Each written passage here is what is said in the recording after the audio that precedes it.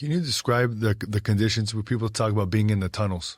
By the way, it sticks with me an interview you did, and you said how you're deathly afraid of the dark and claustrophobic.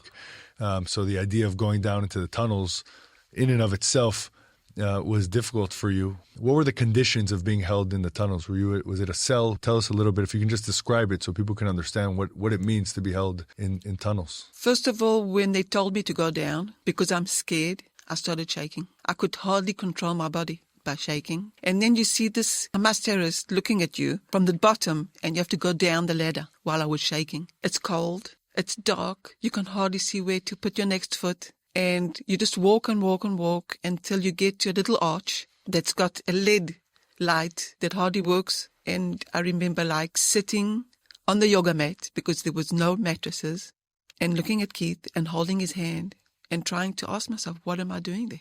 What's going to happen to us? What are they going to do to us? While they're sitting in front of us with their guns and they're playing with their guns all the time. You just get the feeling that you're going to die. Then my head always used to go.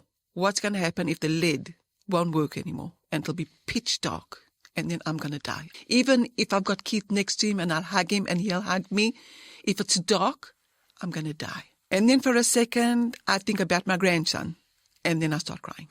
And I'm not allowed to cry.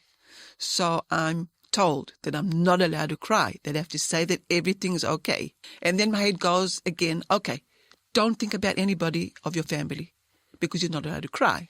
And then I start praying for my son, that he didn't suffer while they killed him, that it happened quickly, and trying to figure out just how to survive out of all this chaos that I'm going through.